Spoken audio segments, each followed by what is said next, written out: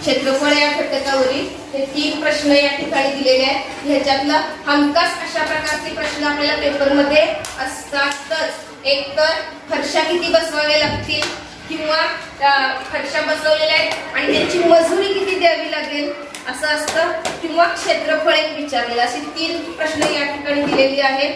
मग या 3ही प्रश्नांची उत्तर बघा कसं काढायचं आहे. सोपं आहे, पण पहिल्यांदा सांगा जर असं परिमिती आणि क्षेत्रफळ ह्याच्यामध्ये आपला गोंधळ होतोय. परिमिती म्हणजे काय करायचं असतंय? सर्व बाजूची बंद आकृतीच्या सर्व बाजूंची बेरीज म्हणजे परिमिती, बरोबर. मग आता एखादं भेट कार्ड तयार केलाय, त्याला कडेने लेस लावायचं आहे, तर कडेच्या बाजू मोजणं आणि मग तेवढी लेस आणणं ते परिमिती झालं. लेस किती लागेल ते, किंवा टेबलला किंवा या फळ्याला काहीतरी सजवायचं आहे, लेस लावायचं आहे, काहीतरी करायचं आहे. मग हे बाजू मोजणं म्हणजे कडेच्या बाजू मोजणं म्हणजे परिमिती.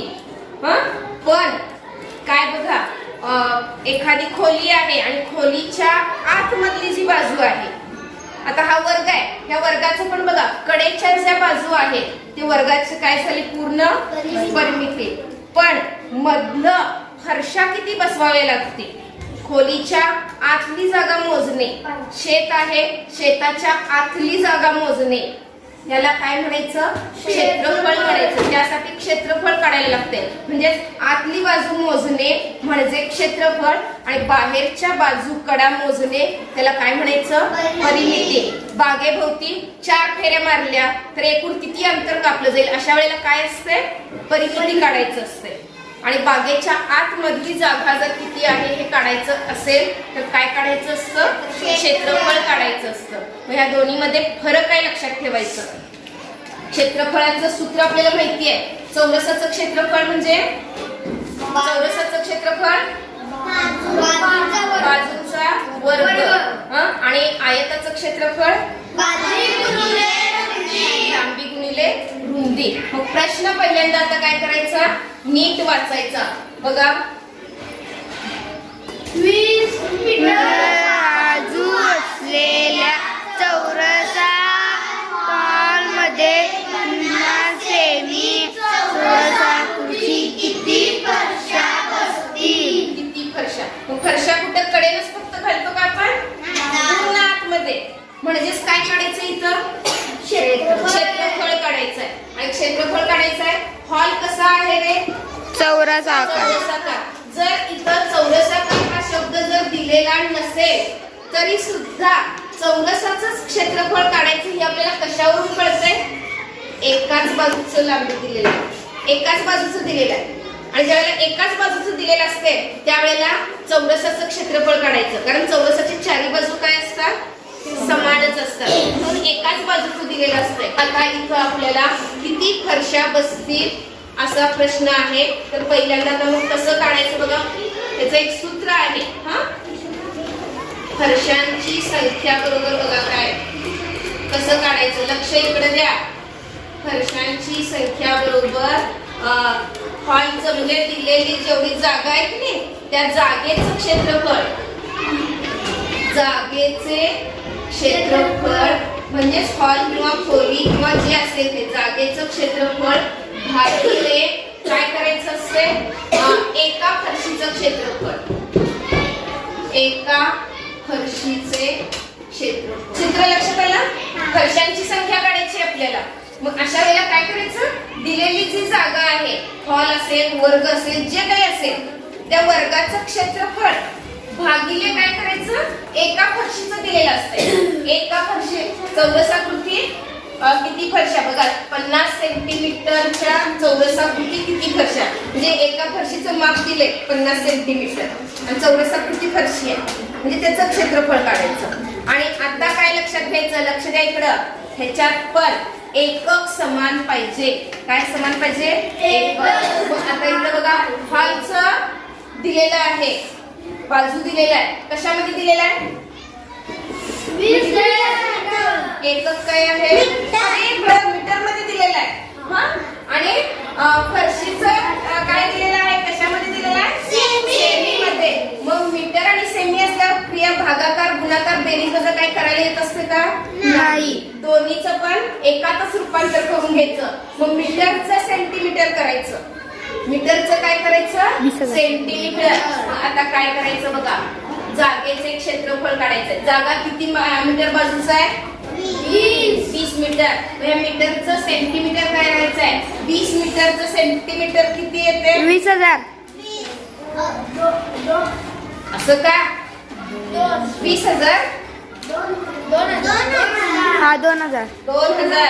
2 शून्य असतात मीटरचं सेंटीमीटर करत असताना 2,000. मग 2,000 गुणिले 2,000 हे हॉलचं क्षेत्रफळ झालं. 4. भागिले करायचं इथे बघा, भागिले काय एका फरशीचे क्षेत्रफळ. फरशीचं माप काय आहे 50 सेंटीमीटर. ते पण चौरसाकृतीचं आहे म्हणून त्याचं किती किती गुणिले किती 50. फरशीचं क्षेत्रफळ हे कळायला लागले काय. हॉलचं क्षेत्रफळ भागिले एका फरशीचं क्षेत्रफळ. एका फरशीचं माप दिलेलंच असतंय. मग हे करायचं का शून्य घालवा. शून्य गेलं, ह्या शून्याला हे शून्य गेलं. चला 5 चौक 20 आलं. आता इकडे पण बघा 5 एके 5 आणि चौक 20 आणि 2 शून्य. मग 400 गुणिले 4 किती 4 चौक 16 आणि 2 शून्य 1600. फरशांची संख्या किती किती फरशा बसवाव्या लागतील रे 1600 फरशा. आलं काय उत्तर पेपर मध्ये आले. आले काय 1600 आलं काय. हा मग 1600. मग आता फरशांची संख्या काढायला जर आलं तर परत चुकणार का झालं. आता उद्याचा एक दिवस आहे लक्षात ठेवा.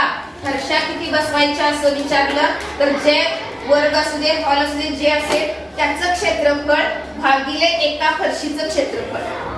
हा आणि मग ह्याचा 2,000 गुणिले 2,000 4,000 असलं सगळं करत बसायचं नाही. शून्य शून्य घालवायचं करायचं पटकन येते उत्तर. एका चौरसाकार खोलीची बाजू 4 मीटर आहे. त्या खोलीला फरशी बसवण्यासाठी एका चौरस मीटरला 35 रुपये प्रमाणे किती मजुरी द्यावी लागेल. प्रश्नचिन्हापर्यंत प्रश्न वाचले. लक्ष इकडे द्या.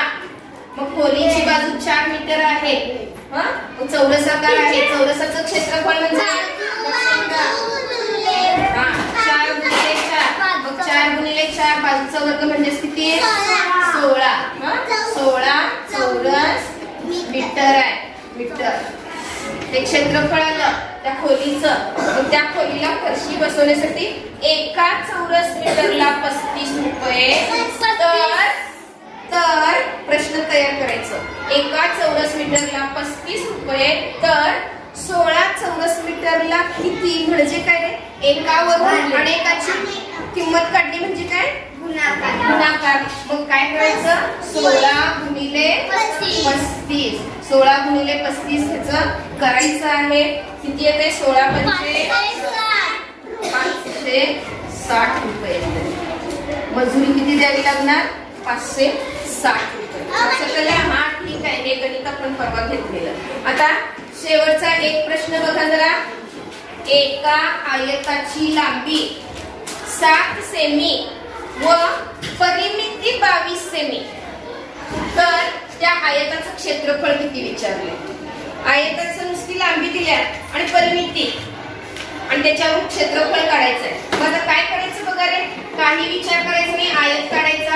आयताची लांबी किती सांगा इकडे लक्ष. आयताची लांबी इकडे 7 इकडे 7 किती झाले 14. परिमिती किती आहे 22. मग सगळ्या बाजूंची बेरीज म्हणजे परिमिती.